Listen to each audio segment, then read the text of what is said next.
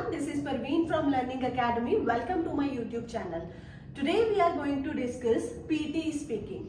जैसे कि मैंने अपनी प्रीवियस वीडियो में ये डिस्कस करा था आपसे कि पीटी और आइल्स में क्या डिफरेंस है, कंपैरिजन क्या है उनका, सिमिलैरिटीज क्या है, कैसे मॉड्यूल्स होते हैं, कैसे अटेम्प्ट करने हैं, मार्किंग सिस्टम क्या है उसका, अटेम्प्ट आप कितनी बार कर सकते हो और रिजल्ट कितने टाइम में आता है और कॉस्ट क्या है।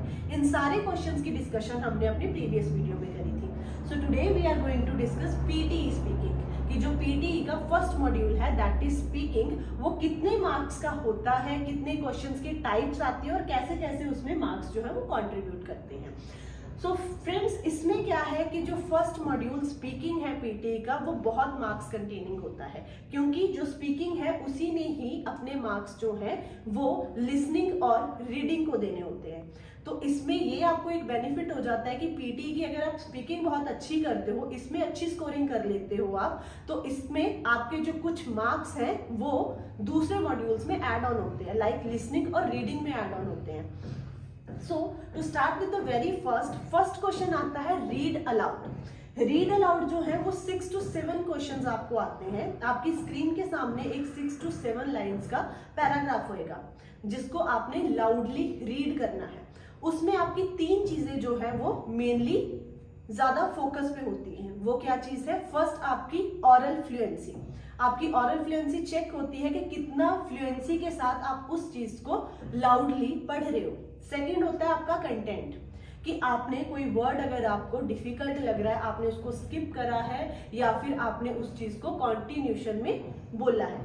लास्ट वाला रहता है आपका प्रोनाउंसिएशन। प्रोनाउंसिएशन के भी आपके इसमें मार्क्स जो है वो डलते हैं। सो ये जो है वो टोटल 22 मार्क्स का होता है रीड अलाउड। 6 to 7 के टोटल मार्क्स जो होते हैं वो 22 मार्क्स होते हैं। तो इसमें क्या होता है कि आपको पहले 40 सेकेंड्स दिए जाते हैं प्रिपेयर करने के लिए। 40 सेकेंड्स में आपने रीड अलाउड को, अगर कोई वर्ड आपको डिफिकल्ट लग रहा है प्रोनाउंसिएशन, तो आप 40 सेकेंड्स में क्या कर सकते हो, या तो हिंदी में उसको कन्वर्ट करके अपने आपको एक नोटपैड दिया जाता है, मार्कर से उस पर लिख सकते हो या फिर आप उसको बार बार बोल के देख सकते हो। सो ये आपके लिए टिप हेल्पफुल रहेगी। उसके बाद आपने उसको 40 सेकेंड्स के बाद आपकी टाइमिंग स्टार्ट होती है। बीप के बाद आपने उस चीज को रीड अलाउड को पढ़ना स्टार्ट करना है। जैसे ही आपका रीड अलाउड खत्म होता है, जैसे आप उस कंटेंट को खत्म करते हो, अपने साथ के साथ नेक्स्ट बटन पे प्रेस कर देना है। देन आपका सेकंड वाला रीड अलाउड आ जाएगा। इसी तरह आपके 6 to 7 रीड अलाउड्स आते हैं। देन सेकंड क्वेश्चन जो है टाइप आपकी वो है रिपीट सेंटेंसेस। जैसे ही आपके 6 to 7 रीड अलाउड खत्म होते हैं, आपके रिपीट सेंटेंसेस स्टार्ट हो जाते हैं। ये सारा टेस्ट जो है वो कॉन्टिन्यूशन में रहता है। उसमें रिपीट सेंटेंस जो आपके होते हैं 10 रिपीट सेंटेंसेस, 10 to 12 क्वेश्चंस जो है वो आपके आते हैं।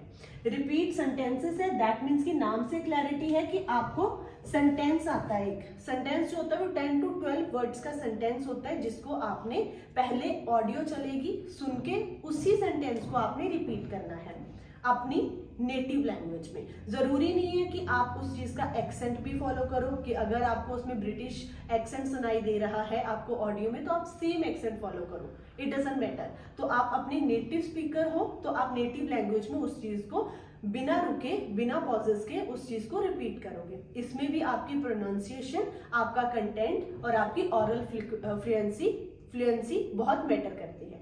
तो आपकी फ्लुएंसी के अकॉर्डिंग आपने इस चीज को रिपीट करना है।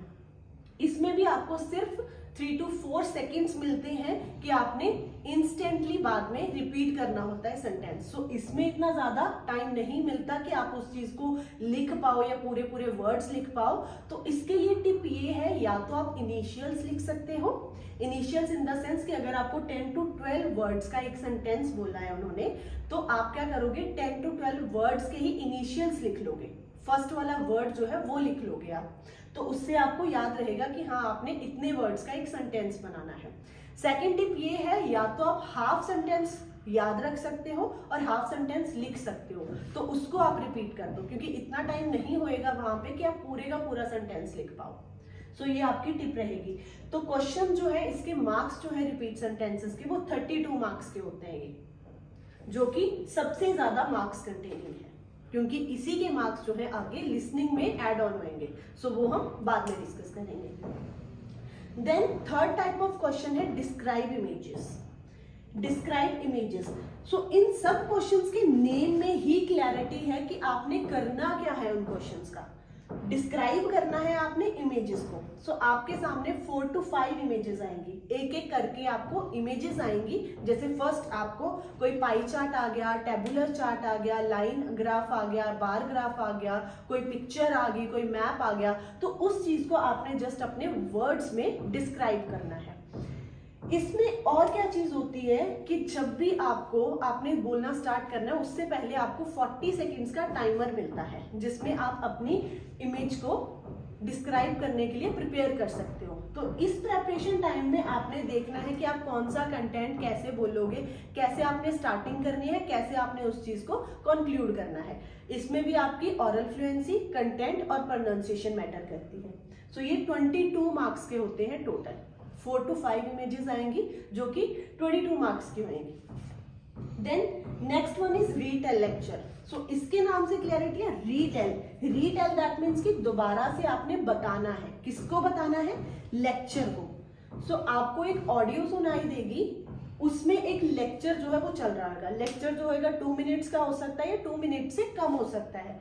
सो उस लेक्चर में आपने क्या करना है, जितना आपको समझ में आता है, जो कंटेंट आपको समझ में आता है, अगर आपको सेंटेंसेस समझ में आ रहे हैं तो आप अपने नोटपैड पे वो सेंटेंसेस लिख लोगे, या फिर आप क्या करोगे, जो आपको वर्ड्स समझ में आए हैं, कीवर्ड्स आपको समझ में आए हैं, वो कीवर्ड्स को आप नोट डाउन कर लोगे। उन कीवर्ड्स के अकॉर्डिंग आप जैसे सपोज करो कि आपको 20 कीवर्ड्स जो है वो समझ में आए हैं, तो उसी के अकॉर्डिंग आप अपने सेंटेंसेस में, अपनी लैंग्वेज में, इंग्लिश लैंग्वेज में उस चीज को कन्वर्ट करोगे। जब आपको टाइमर मिलेगा 10 सेकेंड का, बीच में टाइमर आता है कि आपने अपने सेंटेंसेस को अरेंज करना है। अरेंज करने के बाद आपने स्पीकिंग स्टार्ट करनी है रीटेल लेक्चर की, तो आपने लेक्चर को बोलना स्टार्ट करना है। जो रीटेल लेक्चर है वो 2 to 3 क्वेश्चंस आते हैं जो कि कंटिन्यूशन में ही होते हैं, और आपको 10 सेकेंड का बीच में टाइमर दिया जाता है प्रिपेयर करने के लिए हर क्वेश्चन के पहले, और ये 12 मार्क्स के होते हैं। Then last one is answer short question. So इसमें आपको 5 to 6 क्वेश्चंस आते हैं जो कि शॉर्ट आंसर टाइप क्वेश्चंस होते हैं। इसमें 1 वर्ड का आपका आंसर रह सकता है। ये मेनली जो क्वेश्चंस होते हैं आपको यूट्यूब के लिंक से भी मिल जाएंगे। बाकी है कि ये जनरल नॉलेज के क्वेश्चंस होते हैं कि नॉर्मली आप कोई क्वेश्चन जो आपने ऑलरेडी उस चीज का पता होगा आपको, वो क्वेश्चंस के अकॉर्डिंग आप इसका आंसर दोगे। 1 वर्ड का आंसर होता है। जरूरी नहीं है कि जिस चीज का आंसर आपको नहीं पता उस चीज को आप स्किप नहीं करोगे, उसकी जगह पे आप जो भी आंसर आपको लगता है कि वैलिड है, या जो वर्ड आपको लगता है कि इसकी जगह पे हो सकता है, उसको स्किप नहीं करना है, आपने आंसर जरूर देना है, क्योंकि उस चीज के मार्क्स जो है वो आपके फ्लुएंसी में ऐड ऑन होंगे। तो ये 3 चीजें जो है इस स्पीकिंग में बहुत मैटर करती है, that is oral fluency, content and the last one is pronunciation. So इसी चीज के बेस पे आपकी स्पीकिंग की मार्किंग होती है। जो आंसर शॉर्ट टाइप क्वेश्चन है वो 2 मार्क्स कंटेन करते हैं। सो ये नहीं है कि हाँ ये 2 मार्क्स कंटेन करते हैं तो आप इसको स्किप कर दोगे, क्योंकि स्पीकिंग में 1 मार्क भी बहुत मायने रखता है। क्यों? क्योंकि इसी ने आगे 2 मॉड्यूल को मार्क्स देने हैं। सो जो भी आपको कंटेंट लगता है कि हाँ अगर आप अपनी स्पीकिंग जो है वो अटेम्प्ट करते हो और आपको लगता है कि आपके किसी क्वेश्चन में आंसर जो मार्क्स है वो नहीं बन रहे, तो आप उस चीज पे ज्यादा फोकस करोगे। मेनली जैसे कि रिपीट सेंटेंसेस पे, तो आप दोबारा से दोबारा उनकी प्रैक्टिस करोगे। ये नहीं होता कभी भी कि आप एक दिन करोगे तो आपको लगेगा कि आपके मार्क्स अच्छे आ जाएंगे। सो ये सारा जो टेस्ट है वो प्रैक्टिस बेस्ड होता है। इसमें कोई नॉलेज काम नहीं करती कि हाँ आपका इंग्लिश को नॉलेज कितनी है आपकी, या फिर आप ये बोल रहे हो कि आपने लेसन्स कितने पढ़े, एक्सपीरियंस कितना लिया है, किताबें कितनी पढ़ी हैं आपने। It doesn't matter. मैटर जो करता है that is practice, because practice makes a man perfect. जितनी आप प्रैक्टिस करोगे इन क्वेश्चंस की, उतने ही आप जो है वो अच्छे मार्क्स कंटेन कर सकते हो। सो टोटल जो इनकी मार्किंग है वो 90 मार्क्स की होती है। So this is all about PTE speaking.